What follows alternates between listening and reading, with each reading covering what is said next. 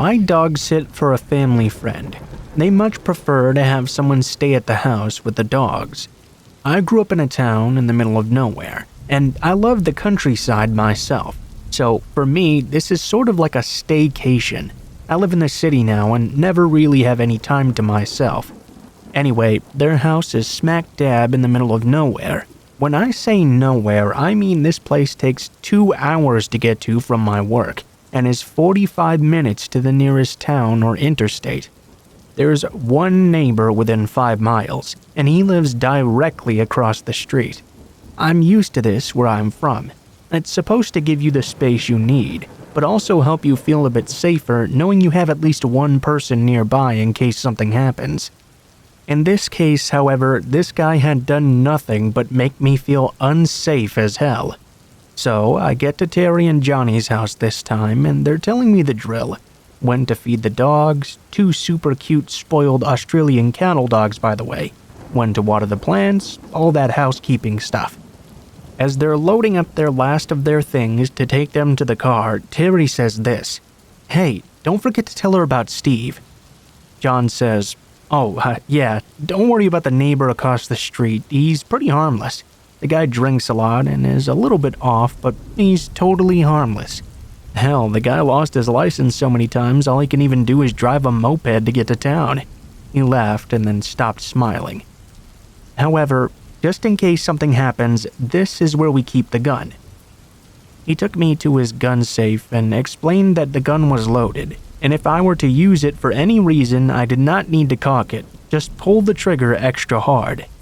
At this point, I wasn't too sketched out. Whatever, you keep a gun in your house when it takes police at least 45 minutes to arrive to your home. Still, I've got no worries since I'm used to drunk weirdos. I know how to handle them by now. I was pretty in love with this life in the middle of nowhere. I also had 2 very protective dogs that would attack with a 1-word command, so I was definitely feeling pretty safe. Terry and Johnny left at around 3 p.m. I took the dogs out for a walk and to play some frisbee, and began to unload my things while they were still worn out from all the running around. As I came back out for my second load of things, I was staying there for a week and needed work clothes and my Xbox to keep myself entertained in the evenings. I heard their neighbor Steve slam his door and seemingly having a phone conversation. I first just heard his voice very faintly. Then he suddenly yelled, "Where did you fucking go?" The dogs were hearing him now and starting to growl softly. I tried to calm them down. "Easy, boys, it's alright, it's just Steve, remember? He probably wants some privacy. Let's go inside." As I grabbed my things though, I heard him spontaneously outburst again. "I do care about my kids. Fuck you." I then heard him throw something on the unpaved road behind me. Turned out to be his cell phone. As I was grabbing my stuff, the dog started going absolutely crazy and ran a few feet behind me, barking and growling viciously. I dropped my things and turned around only to see the neighbor at the end of the driveway, 75 feet away, staring at me. I yelled at the dogs to calm down and get back to my side. I then gave a friendly wave to Steve. In my head, I was thinking, this is sort of weird, but he's probably been drinking. Plus, they said the guy is harmless. I've dog sat before and never had a problem with the neighbors. He took a single step forward and said in this weird-sounding voice, "You all right?" Steve was wearing dirty jeans, work boots, and a red hoodie. A red hat with a Confederate flag on it, too. He had dirty brown hair to his shoulders and a beard that was about 5 inches long. "Yeah, I'm doing pretty good. My name is Pip, by the way. Just dog sitting for Johnny and Terry this week. I'm ready to get in and call it an evening with the boys."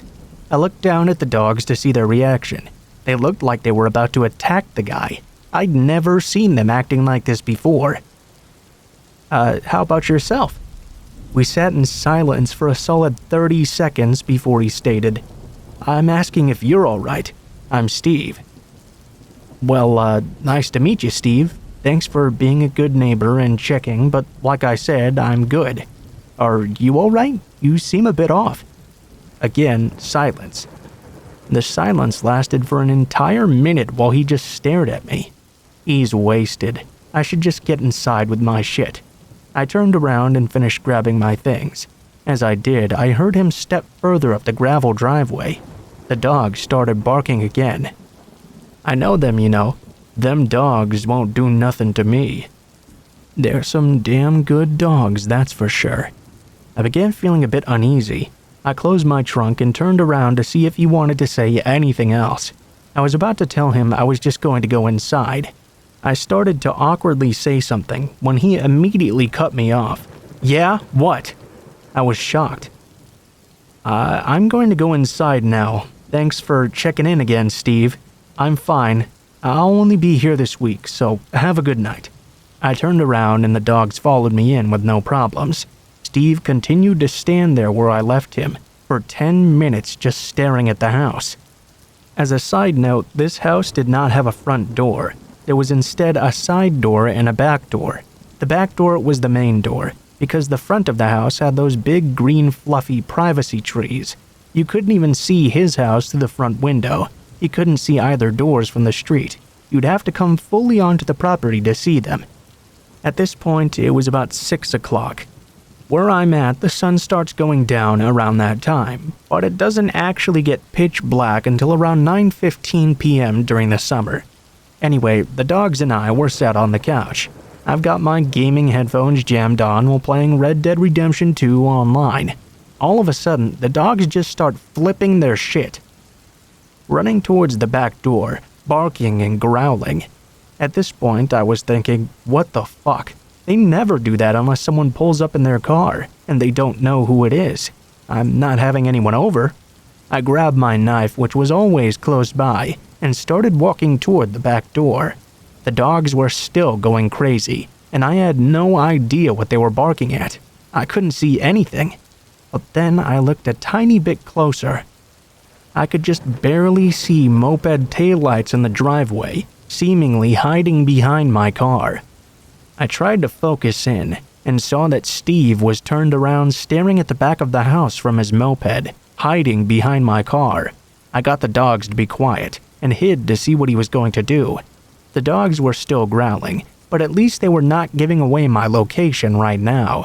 I watched him for 5 minutes. No movement at all, just a creepy stare in my general direction. I didn't think he could see me yet, but I was not entirely sure. He then shut off his moped and crouched down next to my car, where I could see him peeking through my car windows. I didn't ever see him try to get into it, but he did walk around it multiple times. At this point, he was not even crouching anymore. Obviously, he felt like no one was watching him or gave a shit that he was looking into my car. He then took a single step forward and stopped looking inside, then gazed at the house. Then he repeated this, a single step every time. It was the creepiest thing. At this point, I texted Terry and told her that Steve was doing some weird shit. I told her I was starting to feel uncomfortable. I got a text back saying, "Call the cops if you feel unsafe. They already know him. They can come talk to him a bit. Remind me to tell you about the time he was standing out by the tree at 6 a.m. when I was leaving for work when we get back. I think he had a psychotic break or something." How comforting, right? I try to talk myself down some. This guy is just wasted. However, if he starts getting close to the door, I'm calling the cops right away. It was a dumb idea looking back because the cops take forever to get out to a place like that. I was watching him as he made his second round looking into my car. He then got on his moped and drove off into the night. As he passed the window that faced the driveway, he sped up, trying to make it so I wouldn't see him if I were just watching TV or something. Fast forward to 8 p.m. The dogs start going crazy again. I look out and now his moped is parked in plain view. He's just standing on the walkway 30 feet from the house, staring into it and talking to himself. I had previously turned all the lights off, so he couldn't easily see in and see what I was doing. I watched him take these weird single steps towards the door, now 29 feet away. At this point, I grabbed the gun. I'd calmed the dogs down and they were in full-on protective mode. One dog to my left and one to my right. It was about 8:15 now, and I finally called the cops. I explained the situation and that the owners think he had had a psychotic break. As I'm halfway through explaining why I'm starting to fear for my safety, the operator says, "Sorry, ma'am, what's your address again?" I tell her the address. "Oh, ma'am, I'm sorry, but you're not located in our county. I'll have to transfer you to another one." "Are you serious? The owner said the cops here know him very well and know how to handle him. Isn't that you guys?" "Yes, ma'am, that is us, but you're located in a different county that's not our jurisdiction. The guy who's bothering me lives in your county. That's why I'm calling you." The operator then transferred me. The new one answered the phone with the average, "911, what's your emergency?" I was silent. I was looking out the kitchen window. Steve had come up about 4 to 5 feet since the last time I'd looked out there. I then explained what was happening, and explained I was transferred because I was apparently not in their jurisdiction. She then told me to remain calm and turn all the lights on. She told me this would be the safest way, so I turned on the lights, and he immediately noticed. He turned and got on his moped and drove back to his house. I told her what happened after that. She asked if I would still like to have an officer come out. I asked her if she could stay on the line until he got here or not. She said that a cop was on its way already, but she needed to be available if anyone else called in. She told me if he came back and I was still uneasy, to call them again without hesitation. Now it was around 9. The sun had set completely. Again, the dogs suddenly go crazy. Now I'm getting a bit pissed off. I walk around the house with a loaded gun, so that if Steve sees me, he sees that I'm packing too. I looked out the window and saw his moped, but this time I couldn't see him anywhere. What the fuck? Where is he? From the window in the kitchen, I couldn't see the back door at all, so I go upstairs and peek down through the bathroom window. I see Steve on the back porch lighting matches and throwing them onto the wooden porch. He didn't seem so harmless anymore.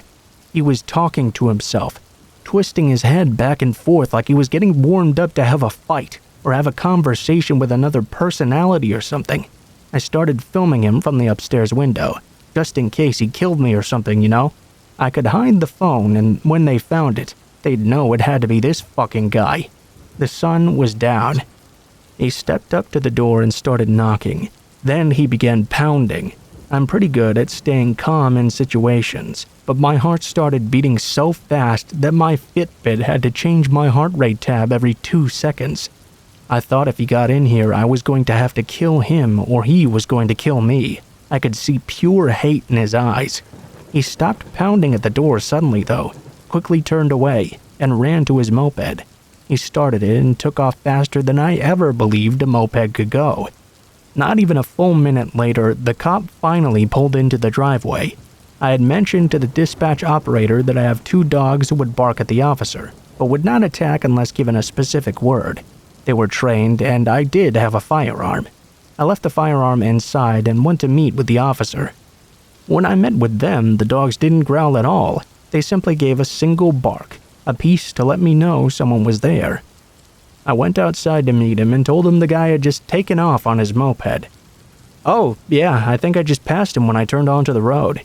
I explained that he was absolutely drunk or crazy, and if he saw him on his way back, he should definitely pull him over, because I was quite positive he was under the influence of something. Normal people just don't act that way. The cop, though, shrugged everything off. "Are you gonna stay the night here?" I told him no. I'd leave the dogs overnight and come back in the morning. I asked him to stay while I packed everything up. He nodded. I went inside, gave the dogs love and treats, and crated them for the night. I took off and returned the next day with my dad. My dad began walking the perimeter to show Steve that a man was also staying here as well. I'm 24 years old, if you're wondering. Then Steve, wearing the same dirty outfit and hat, while holding a 24 case of Budweiser, began standing at the end of the driveway again. I was watching him from the front window. I could see my dad at the other end of the yard. As soon as he came into view, Steve turned around and walked back to his house. I later learned that Steve had been to jail multiple times due to domestic abuse. His kids were also not allowed to see him due to his violent nature. He had also bought a bunch of 4-wheelers or something. No one seemed to know how he got his money to get these things. Jerry and Johnny had never seen him leave for work. They'd only ever seen him leave on his moped or four-wheeler empty-handed for an hour or two, then suddenly return with a case of beer. I don't know who he thought I was, but every time he looked at that house in my direction, there was this pure hatred in his eyes. Who knows what would have happened if I hadn't called the cops as early as I did.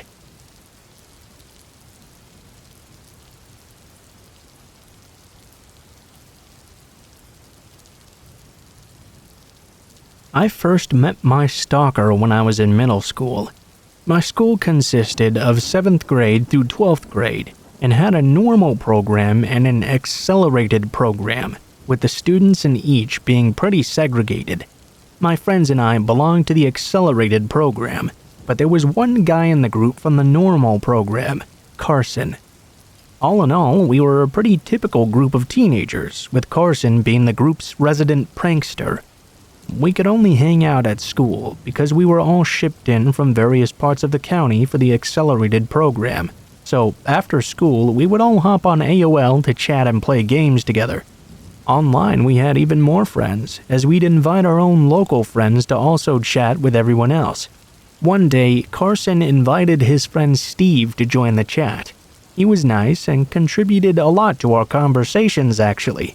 We learned that Steve actually attended our school too, but he was in the normal program and had a different lunch period than the rest of us. We had almost no chance of crossing paths. We did insist on meeting him, however, and scheduled for Steve to come to my locker before first period. That next morning, we waited, but Steve never came. My friend and I did have a short exchange with another kid named Marco, which consisted of us telling him to go away. Marco had been Carson's satellite since the beginning of the year. Wherever Carson went, Marco would stand 10 feet away just watching all of us. We had tried at first to be friends with him, but he was simply too strange for us. He would touch your face unexpectedly, or sneak up behind you to bite you, or tell you he wanted to see you inside out. His list of strange behaviors became a mile long. Well, of course, a few days after Steve failed to come meet us, it came to light that Steve was really Marco, and that whole thing was one of Carson's pranks. Considering Marco had actually been a pleasant addition to the chat as Steve, we decided to give him another chance to join the real group. Besides Carson, I was the only person who really gave Marco a chance. He still did all the weird things he had always been doing, but now it was apparent that it was all an act to get attention for being the weird guy. Marco, it seemed, was being abused at home by his mom's boyfriend. He barely saw his mom because she worked so much. He was basically the poster child for bad attention is still attention. Still, my friends wanted him out of the group. I repeatedly found myself arguing his case to let him stay. I even once caught an older student beating Marco up as well. Being much larger than either of us, he was literally just picking Marco up and slamming him into lockers while he called him a freak. Knowing the bully and his mother, I did my signature move at the time. I kicked him in the balls while threatening to tattle to his parents about how he was treating me and my friends. I believe this moment was the catalyst for years of future torment, as after this, Marco became my satellite. At school, Marco would follow me around any chance he got. At home, he would message me non-stop, typically in the private chat, as my other friends wanted nothing to do with him. I felt really bad because he seemed like a sweet kid, aside from attention-seeking stunts, and I thought no one should really have to go through life with no friends. Eventually, Marco did ask me out, which I politely declined. He was my friend, of course, but he was not the type of guy I would ever be interested in dating. He was very persistent, though, begging me to give him a chance. Over and over again, I would have to tell him no. Well, one day his approach suddenly changed. "You will go out with me, or I'll show your mom all of our chat logs." There was nothing especially bad in those logs. It wasn't like I was drinking or doing drugs or anything, but I was severely depressed at the time and sometimes talked about wanting to kill myself. If my parents ever saw that, I could kiss my freedom and privacy goodbye. I tried to bluff him. I told him good luck with any attempts to convince my parents to believe him over me. which seemed to work. I wasn't very impressed with this stunt and stopped talking to him shortly thereafter. A few weeks went by and Marco came crawling back begging for forgiveness. I eventually caved in, allowing him back into the group. At first, he was well behaved again, but slowly he started pestering me to become his girlfriend once more. Over the entire course of high school, he tried many different methods: begging, blackmailing, attacking my self-esteem, trying to catfish me, threatening any guys I liked, threatening suicide, and much more. I tried to be nice at first, but eventually I had to get very mean in how I told him no. His behavior would reach a boiling point that forced me to cut him out of our friend group. I soon learned that once he'd latched on, it was nearly impossible to actually get rid of him, however. Online, he would create dozens of new accounts to send messages from, overwhelming any attempts to block him. He would call my phone all night long and leave woeful messages about how lonely he was and how he would kill himself if I stopped being his friend. Then he started showing up at my house and standing outside my bedroom window at random times. When my parents had parties, like the 4th of July, Thanksgiving, etc., he would somehow always manage to sneak in and show up. Their parties were pretty big with an open-door policy, so he'd typically wear a disguise and slip in after someone else. He'd then ultimately do something to get thrown out, like getting belligerently drunk or stuffing his face with food and then spitting it back out onto the serving platters. The first time I really felt Marco might actually be a threat, though, was at one of my parents' Halloween parties after we had turned 16.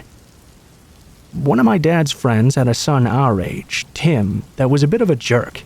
He fancied himself a very cool guy and thought it would be fun to pick a fight with the weird kid to make a display of his superior strength. Well, Marco accepted this challenge. We all knew he was about to get the crap kicked out of him, though. Going out into the streets, Tim just towered over Marco. That year, Marco was dressed as Alex from A Clockwork Orange, his favorite book, with his costume including a cane. He swung the cane at Tim and smacked him in the head with it. Tim went down quickly after that. Marco continued to beat him on the ground until an adult finally intervened and sent him home. Marco's go-to threat whenever I had a boyfriend had always been, "I'll beat him to death with a shovel and use it to bury his body." Suddenly, that threat seemed like something he'd really be capable of. Our senior year in high school, Marco's dad died in prison. He learned the real reason his dad had been there was for murdering someone. He'd always thought his dad was in for drugs. After this, Marco started to spiral out of control.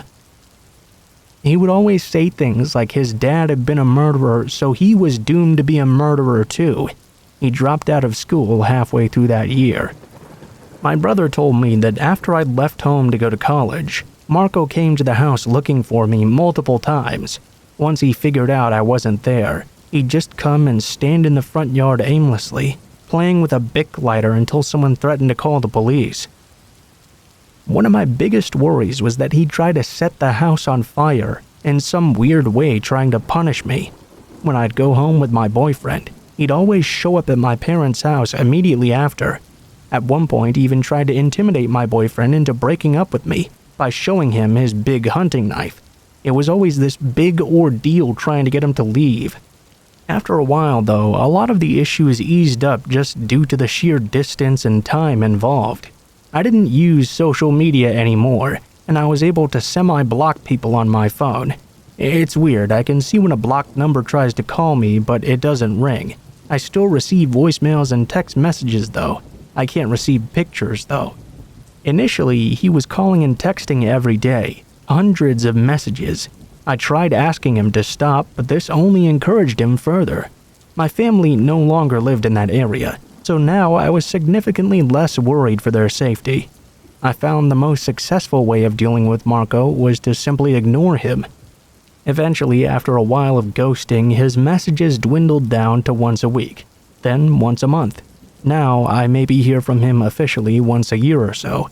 His message is typically always something along the lines of, "Please just be my friend. I won't try for anything anymore. I need you in my life." The last time I actually talked to him, it was about 4 or 5 years ago now. Marco tried to tell me I'd ruined his life.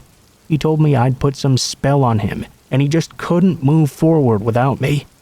He told me he would kill himself and it would be all my fault. Finally, I just had to tell him I wouldn't care even if he did. In fact, it would be quite a relief for me.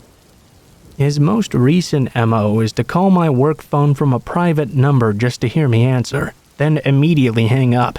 He also calls and texts my brother, our high school friends, my brother's best friend, my parents, my grandparents, my aunt, and even my husband to beg them to ask me to call him. He even messaged my husband, tell her she's my angel, the love of my life. I'm nothing without her. I worry he'll snap someday and show up at my house or my job to kill me. I have security systems and other means of protection, but I still get very paranoid about it. I've talked to the police about getting a restraining order, but they told me there's no real grounds unless he does start showing up and threatening to kill me.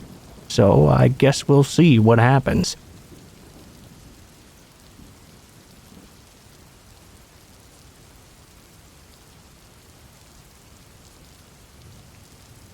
This is by far the weirdest experience I've ever had.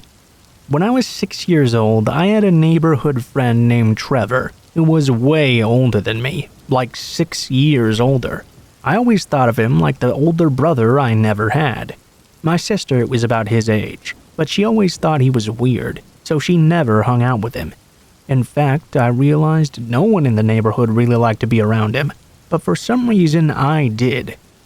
Maybe it was because I just felt bad he had no friends, or maybe it was the fact he treated me so nicely, like his actual little sister. I would always tell him, "You're like the brother I wish I always had." He'd always reply, "We're more than that." At first, I thought he meant best friends, but it turned out he meant something even more. About a year later, my sister and I moved my mom to my grandparents' house because my parents were struggling with their marriage and needed to take a bit of a break. That break lasted for about 2 whole years, until my parents finally decided things were okay between them and moved back into my old house. When I returned, most of the kids I knew from the neighborhood were gone, but there was one familiar face I recognized, Trevor. I remembered being so excited to see him.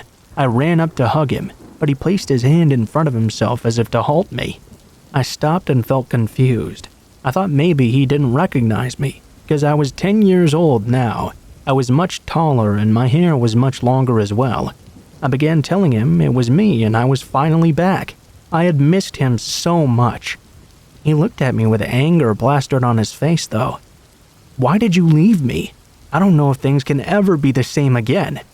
I tried explaining to him what had happened, but he would always interrupt me. "You're a bad liar, you know. I know you ran off with someone else." I was even more confused and promised him I never had. At the time, I didn't really think too much weird about it.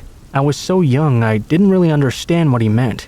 I just really wanted my close friend back. He wouldn't talk to me for days after, until he finally forgave me. We continued on with our adventures and played together just like old times. But there were some things that did change. Trevor was now a freshman in high school. He would always be bringing up stuff he learned from his health class, specifically male and female anatomy. He would show me pictures of a penis or a vagina from his textbook and teach me about them. I kind of knew what they were, but I had no idea what they looked like. No offense, men, but I thought a penis was the most disgusting thing I'd ever seen. I would tell him I didn't want him showing me these kinds of things anymore, but he would always just say I needed to learn for later on. Eventually, he would begin telling me about intercourse and how it was done. I was really getting annoyed at this point, and let him know that by raising my voice at him. He eventually stopped schooling me about these things, and things went back to normal like nothing had ever happened. Fast forward 2 years now. I was 12 years old and now in 6th grade. I felt so mature and like a woman now that I had hit puberty finally. I made a lot of new friends, but they were mostly just school friends. I would always come home to see Trevor, who was now 17. I was beginning to notice how strange he was when he kept wanting to play house with me. I didn't want to because I felt too mature to play childish games with him anymore. He would always beg and beg me though to play one last time, so I finally gave in. He started by asking me if I had started my menstrual cycle yet, and since we knew each other for so long, I was comfortable with him and told him yes. He would continue to ask me strange questions. If I had pubic hair, what size bra I wore, I would fake laugh it off and tell him he was being too nosy.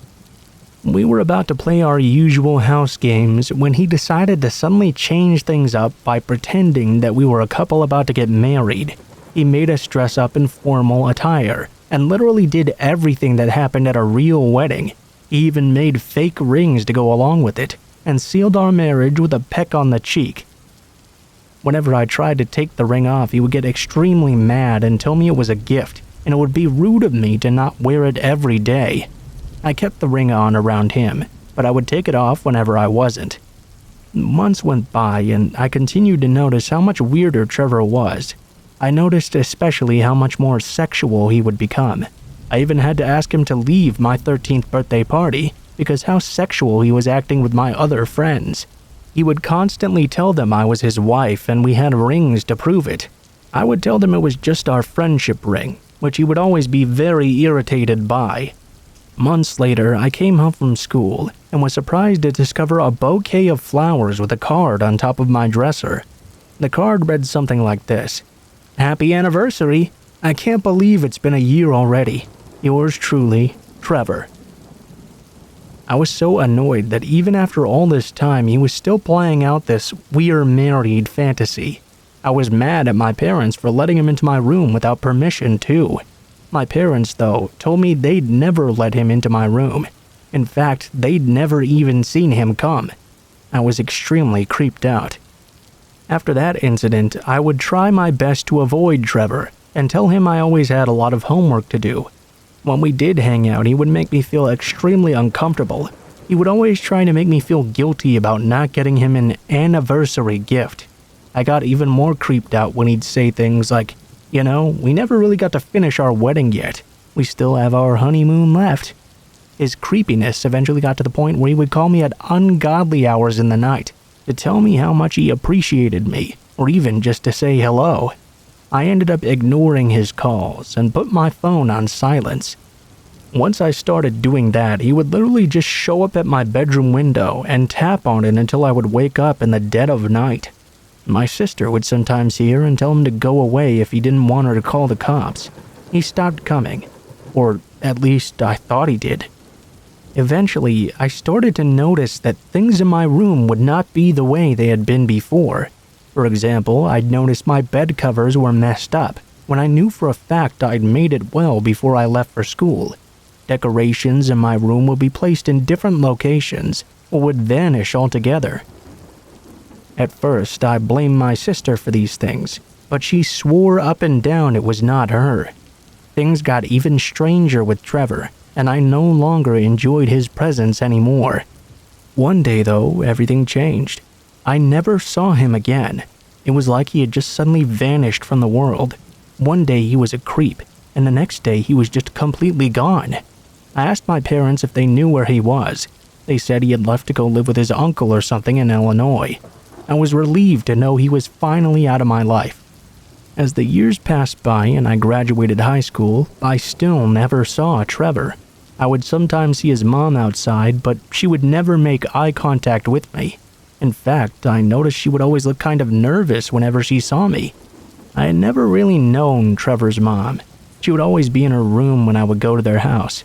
I could barely even get a full sentence out of her. Trevor would always say she was just super shy. I visited home for a summer after finishing my first year of college. I was extremely happy to be home in my old room, which was basically a guest room now that I was gone. I was going through some of my old stuff my mom had packed into boxes when I noticed that old ring Trevor had given me. I picked it up and showed it to my mom, telling her about the odd time Trevor made me marry him. How weird it was he had left without even ever saying goodbye while he was mad at me for leaving all those years ago. He was such a hypocrite. When I mentioned him, though, there was a very severe look of concern apparent on my mom's face. I asked her what was wrong. She told me the truth about what happened to Trevor. Apparently, one night while we were all asleep, my father woke up to some noise. He waved it off as my sister, or just me using the restroom or something, and tried to go back to sleep. Then he began hearing a different set of noises, something like someone crying. He thought one of us was having a nightmare, and got up to go check on us. He went to my sister when he noticed the sound was coming from my bedroom. He was using his cell phone as a light. When he was close enough to see my whole room, what he saw shocked and angered him. There, in all of his naked glory, was Trevor staring down at me as I slept. Those weren't cries my dad heard. They were moans from Trevor. My dad said, "What the fuck?" and marched into my room. Trevor heard him and ran out immediately. By this time, my mom was awake because she wanted to know what was going on. My dad told her to stay inside while he was going to Trevor's house to beat the life out of him. Of course, he didn't in the end. His mom begged him not to and said that it wasn't his fault. He had some sort of mental illness. Apparently, Trevor kept repeating he and I were married, and he was just trying to consummate that marriage. Of course, that really sickened and pissed my dad off. My dad threatened him by saying if he ever saw his face again, he would kill him. From that day on, we never saw him. To this day, I still don't know where he went. Hopefully his mom got him some help, because he definitely needed it after what I experienced, and from what my mom told me. It gives me the shivers and really disturbs me.